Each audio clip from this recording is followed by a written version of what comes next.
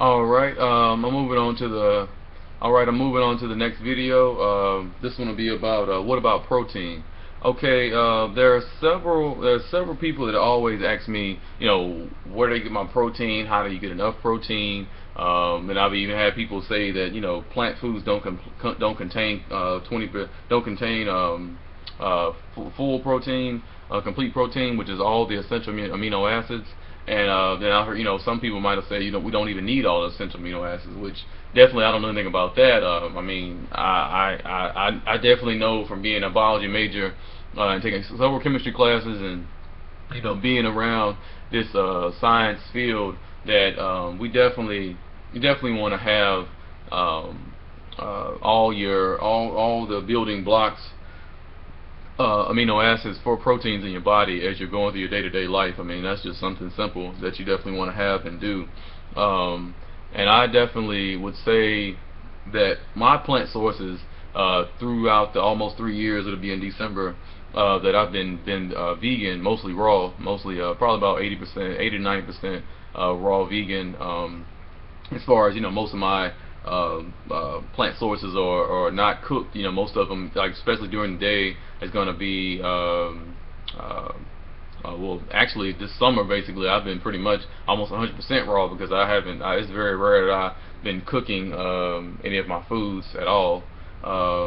Which like I said, nothing wrong with cooking your foods because I mean, if you're in the wintertime and you want to have a warm soup or some warm steamed potatoes or some quinoa or whatever you want to do, steamed vegetables, that's totally up to you. I just in the summertime I try to eat as much raw as possible, as far as my fresh fruits and vegetables.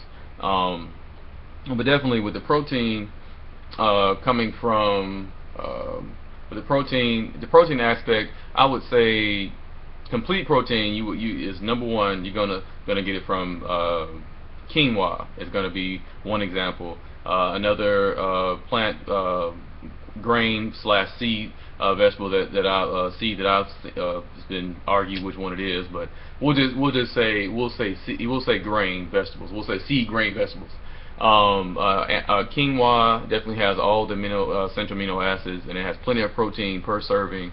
Hemp seeds definitely have all the essential amino acids and plenty of protein per serving. Amaranth is another grain slash seed plant that you can steam or you can just sprout. If you can learn about sprouting, I might do some videos on sprouting. I don't really do too much of that myself, but good on. You can sprout. You can actually sprout on, or you can soak your seeds. You soak the hemp seeds, and you can put them in smoothies, or you can actually just put them on top of a salad or anything if you wanted to enhance your salad with plenty of protein and plenty of of essential amino acids that you need for protein to build muscle and to just have your day-to-day functions of your body. You can definitely put hemp seeds on top of your salads or in your smoothies or what have you. Just depends on what you want to do.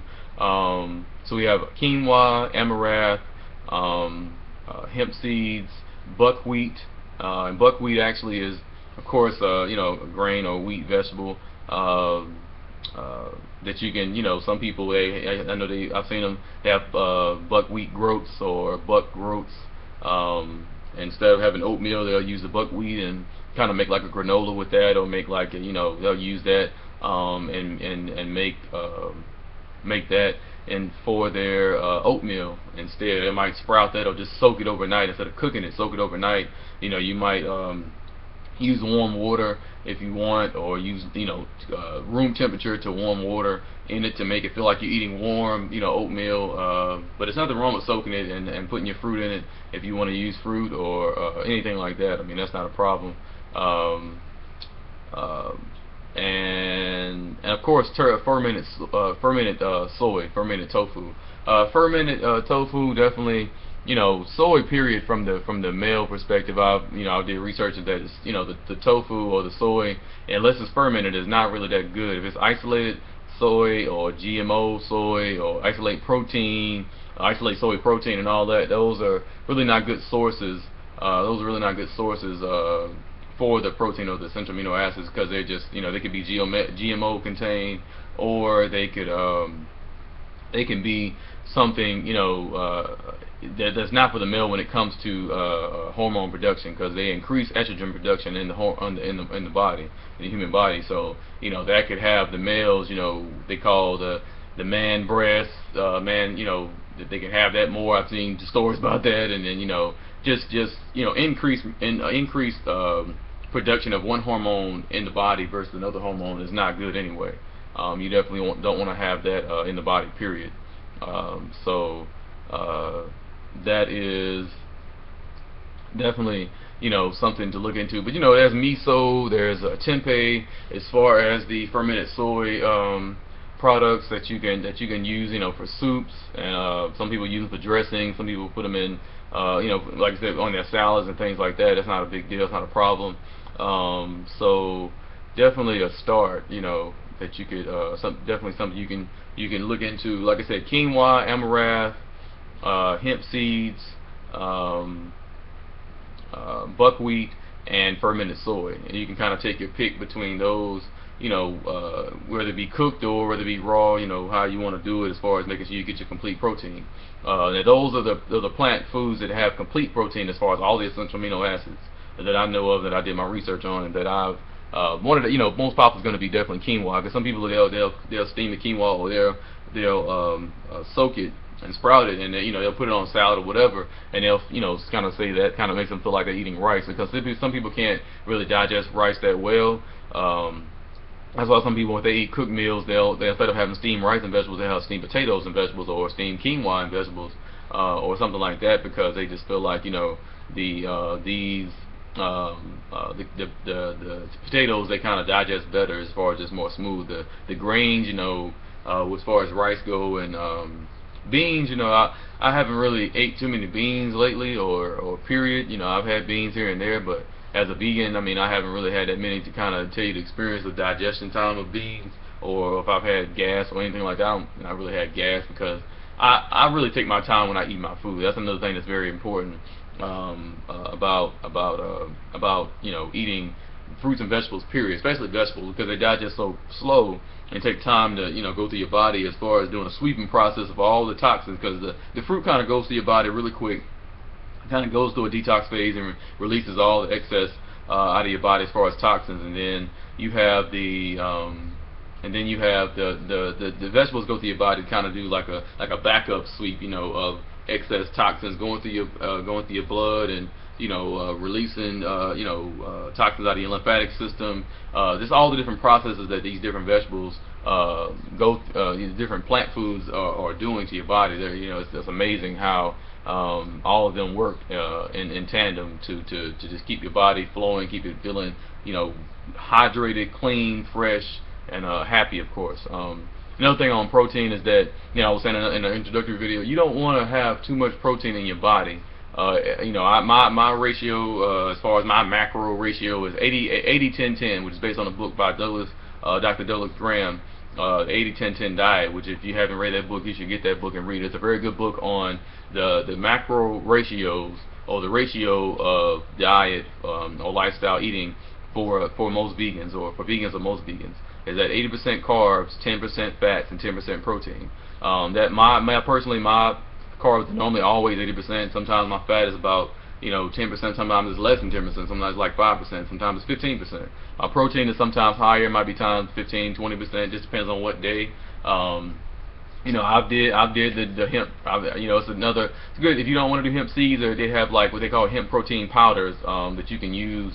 Or you can just take your own hemp seeds, soak them, and crush them yourself, and make your own powder if you don't feel like those are raw, or those are the protein powders are just not safe for you, or you don't feel comfortable taking those. You can definitely do those on your own by grinding some hemp seeds together, and making you a powder, and you use that powder to make like a smoothie.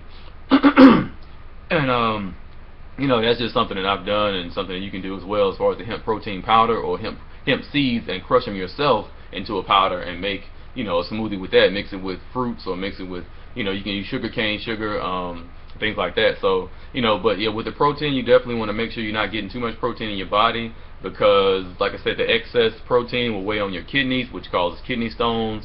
Can cause can cause a lot of kidney failure problems as far as kidney stones.